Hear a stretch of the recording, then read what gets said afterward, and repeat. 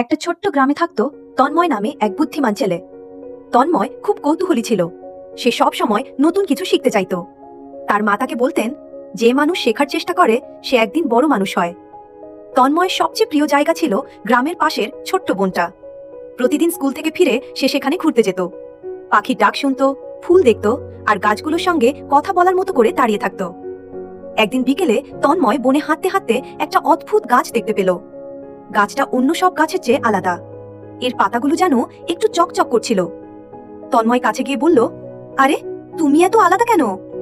হঠাৎ গাছটা কথা বলল, আমি জাদুর গাছ, কিন্তু আমি সবাইকে জাদু দেই না। তন্ময় অবাক হয়ে গেল। সে একটু ভয় পেল, আবার আনন্দও লাগলো। সে বলল, তুমি কি আমাকে জাদু দেবে?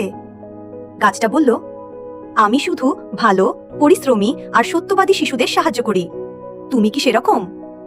তন্ময় একটু ভেবে বলল, আমি চেষ্টা করি ভালো হতে। গাছটা বলল, তাহলে তোমাকে 3টা কাজ করতে হবে।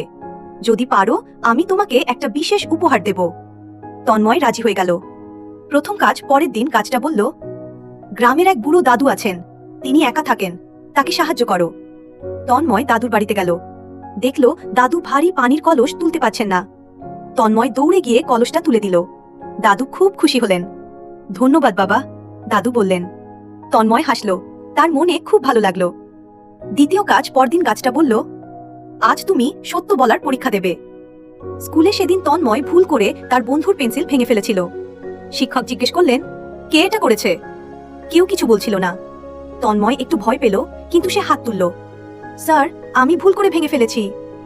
শিক্ষক রাগ না করে বললেন, সত্য বলার জন্য তুমি খুব সাহসী। তৃতীয় কাজ তৃতীয় দিনে গাছটা বলল, আজ তুমি পরিশ্রম করবে। তন্ময় বাড়ির সামনে ছোট্ট একটা খালি জায়গা ছিল। সে সেখানে ফুলের গাছ লাগানোর সিদ্ধান্ত নিল। সে মাটি খুঁড়ল, পানি দিল, আর প্রতিদিন যত্ন নিল। কয়েক সপ্তাহ পরে সেখানে সুন্দর ফুল ফুটল। লাল, হলুদ, নীল, কত রং! পুরো গ্রাম খুশি হয়ে গেল। জাদুর উপহার তন্ময় আবার বনে গেল। গাছটা বলল, তুমি 3টা কাজই খুব ভালোভাবে করেছো। তন্ময় খুশি হয়ে বলল, এবার কি তুমি আমাকে জাদু দেবে? গাছটা হেসে বলল, আমি তো তোমাকে আগেই জাদু দিয়েছি। তন্ময় অবাক হলো।